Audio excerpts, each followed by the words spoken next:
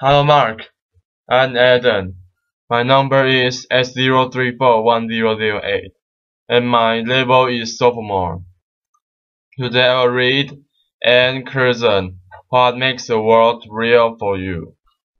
I need to start by telling you a little bit about my social life, which I know may not seem relevant, but it is. When people meet me at the parties and they find out that I'm an English professor who specializes in language, they generally have one of two reasons. One set of people look frightened.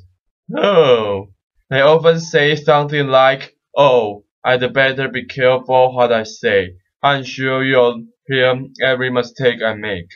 And then they stop talking. Oh, and they wait for me to go away and talk to someone else. The other set of people, their eyes light up, and they say, "You are just the person I want to talk to." And then they tell me about whatever it is they think is going wrong with the English language. Oh. A couple of weeks ago, I was at a dinner party and the man to my right started telling me about all the ways that the internet is degrading the English language. He brought up Facebook and he said, "Too different? I mean, is whatever a real word?" I want to pause on that question. What makes a word real? My dinner companion and I both know that the verb different means. So when does a new word like different become real? Who has the authority to make those kinds of official decisions about words anyway? Those are the questions I want to talk about today. I think most people, when they say a word isn't real, what they mean is it doesn't appear in a standard dictionary. That, of course, raises a host of other questions, including who write the dictionaries. Before I go any further, let me clarify my role in all of this. I do not write dictionaries. I do, however, collect new words much the way dictionary editors do. And the great thing about being a historian of the English language is that I get to call this research. When I teach the history of the English language, I require that students teach me how to slang words before I will begin class. Over the years, I have learned some new things this way, including hangry, which is when you are cranky or angry because you are hungry, and adorable, which is when you are adorable in kind of a dorky way. Clearly, terrific words that fill important gaps in the English language.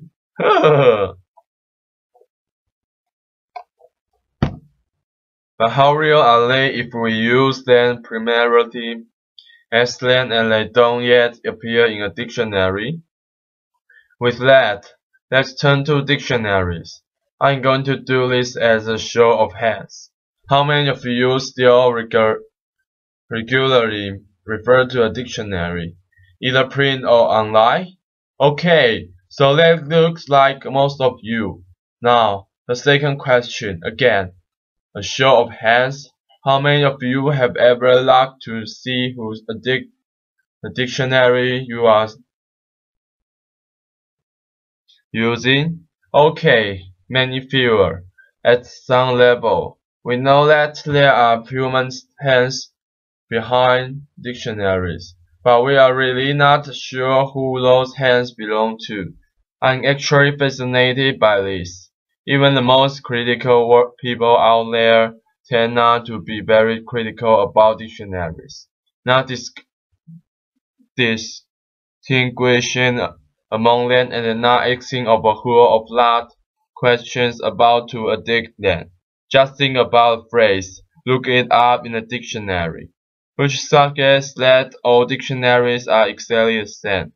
Consider the library here on campus, where you go into the reading room, and there is a large, abridged dictionary up on a pedestal in the place of honor, and respect lying open so we can go stand before it is to get answers. Now, don't get me wrong, dictionaries are fantastic resource, but they are human and they are not timeless. I'm stuck as a teacher that we tell students to critically question every text they read, every website they visit, except dictionaries, which we tend to treat as unordered, as if they came from nowhere to give us answers about what words really mean. Here's the thing, if you ask dictionaries editors what I'll tell you is they are just trying to keep up with us as we change the language.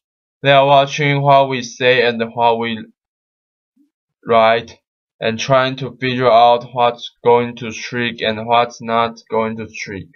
They have to gamble because they want to appear cutting edge and catch the words that are going to make it, such as LOL, but they don't want to appear faddish and include the words that are going to make it. And I think the word that they are watching right now is YOLO. You only live once. How I get to hang out with dictionary editors, and you might be surprised by one of the places where we hang out.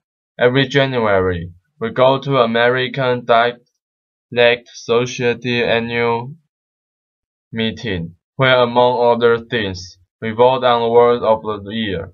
There are about 200 or 300 people who come. Some of the best-known linguists in the United States. To give you a sense of the flavor of the meeting, it occurs right before happy hour. Anyone who comes can vote. The most important rule is that you can vote with only one hand. In the past, some of the winners have been tweeted in 2009 and the hashtag in 2012. Che was the word of the year in the year 2000, because who knew what the Che was before 2000 and WND in 2002. Now, we have other categories in which we vote too, and my favorite category is Most Creative Word of the Year. Past winners in this category have included Reconfabulation Area, which is at Milwaukee Airport after security, where you can reconfabulate. You can put your bed back on, but your computer back in your bag, and let my all-time favorite word at least vote, which is multi-slaking. Oh! And multi-slaking is the act of having multiple windows up on your screen so it looks like you are working when you are actually goofing around on the web. Oh! Will all of this work stick? Absolutely not. And we have made some questionable choices. For example, in 2006, when the word of the year was pluted to mean demoted. But some of the past winners now seem completely unremarkable, such as ape and e as a prefix and Google as a verb. Now, a few weeks before our vote, Lake Superior State University issues its list of banished words for the year. What is striking about this is that there's actually often quite a lot of overlap between their list and the list that we are considering for words of the year. And this is because we are noticing the same thing. We are noticing words that are coming into prominence. It's really okay. It's really a question of attitude. Are you bothered by language, phrase, and language change, or do you find it fun, interesting, something worthy of study as part of a living language? The list by Lake Superior State University continues a fairly long tradition in English of complaints about new words. So here is Dean Henry Alford in 1865, who was very concerned that desirability is really a terrible word. In 1760, Benjamin Franklin wrote a letter to Davy Hume giving up the word colonies as bad. Over the years, we have also seen worries about new pronunciations. Here is Samuel Rogers in 1855, who is concerned about some fashionable pronunciation that he finds offensive, and he says, as if contemplate were not bad enough. Balcony makes me sick. Louder. Ah! The word is borrowed in from Italian and it was pronounced balcony. This complaint now strikes us as quaint, if not downright adorable. Louder. But here's the thing. We still get quite worked up about language change. I have an entire file in my office of newspaper articles which express concern about illegitimate words that should not have been included in the dictionary, including LOL, when it go into the Oxford English Dictionary and different when it got into the Oxford American Dictionary. I also have articles expressing concern about invite as a noun, impact as a verb, because only teeth can be impacted, and insensitive is described as a boorish, realistic misspeak. Now, it's not that dictionary editors ignore these kinds of attitudes about language. They try to provide us some guidance about words that are considered slang or informal or offensive, often through usage labels, but they are in something of a blind, because they are trying to describe what we do, and they know that we often go to dictionaries to get information about how we should use the word well or appropriately. In response, the American Heritage Dictionaries include usage notes. Usage notes tend to occur with words that are troublesome in one way, and one of the ways that they can be troublesome is that they are changing meanings. Now usage notes involve very human decisions, and I think as dictionary users, we are often not as aware of those human decisions as we should be. To show you what I mean, we'll look at an example, but before we do, I want to explain what the dictionary editors are trying to deal with in this usage note. Think about the word per use and now how you use that word. I will guess many of you are thinking of scan, reading quickly. Some of you may even have some working involved because you are perusing grocery store shelves or something like that. You might be surprised to learn that if you look in most standard dictionaries, the first definition will be read carefully or prove over. American Heritage has stayed as the first definition, then have as the second definition skin, and as too late, let's say usage problem, noted, and they include the usage note which is worth looking at. So here's the usage note. Per-use has long meant to read a lower lip, but the word is often used more loosely to mean simply to read. Per extension of the word to mean to glance over skin had traditionally been considered an error, but our ballot results suggest that it is becoming somewhat more acceptable. When asked about the sentence, I only had a moment to peruse the menu quickly. 66% of the usage panel found it unacceptable in 1988, 58% in 1999, and 48% in 2011. Oh, the usage panel. What trusted body of language authorities who is getting more lenient about this now. What I hope you are thinking right now is, wait, who's on the usage panel?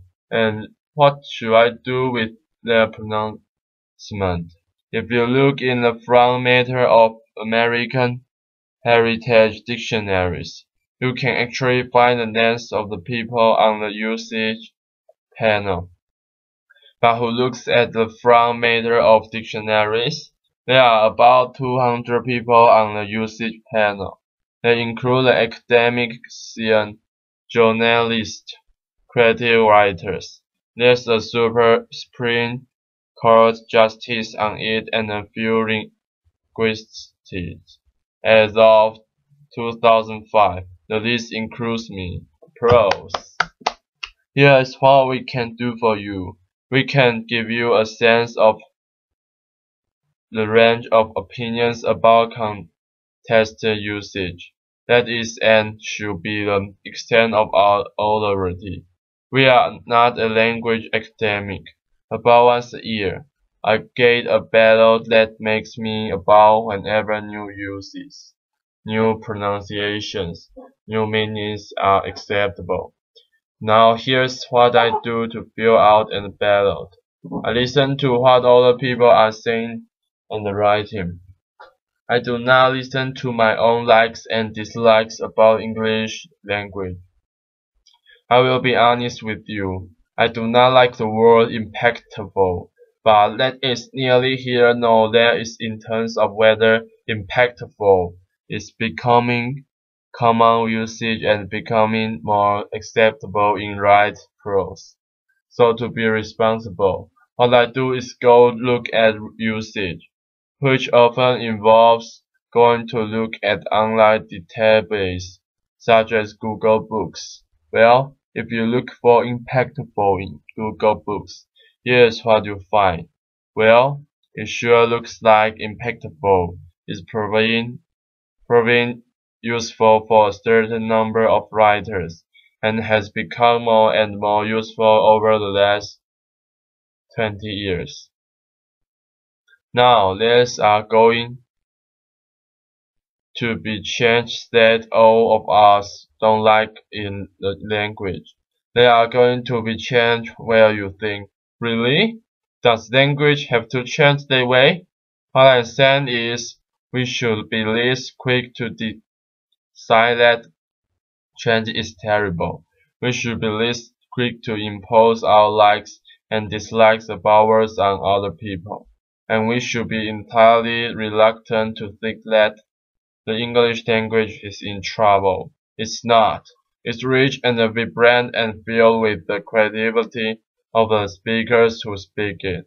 In retrospect, we think it's fascinating that the word nice used to mean silly, and that the word decimate used to mean to kill 1 in every 10. We think that Ben Franklin was being silly to worry about notice as a verb. Well, you know that? We're going to look pretty silly in 100 years for worrying about impact as a verb and invite as a noun.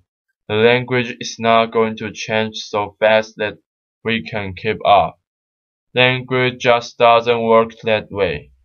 I hope that what you can do is find language change not worrisome but fun and fascinating, just the way dictionary dictator do. I hope you can enjoy being part of a creative party that is continually making our language and keeping it robust. So, how does word get into a dictionary? It gets in because we use it and we keep using it. And dictionary editors are paying attention to us. If you are thinking, but let's all of us decide what words mean, I will say, yes, it does, and it always has. Dictionaries are a wonderful guide and resource, but there is no objective dictionaries already out there that is the final arbiter about how the words mean. If a community of speakers is using a word and knows what it means, it's real. That word might be slangy. The word might be informal. The word might be a word that you think is illogical or unnecessary. But that word that we are using, that word is real. Thank you. Applause. And added, my number is S0341008. My label is sophomore. And see you next time. Goodbye.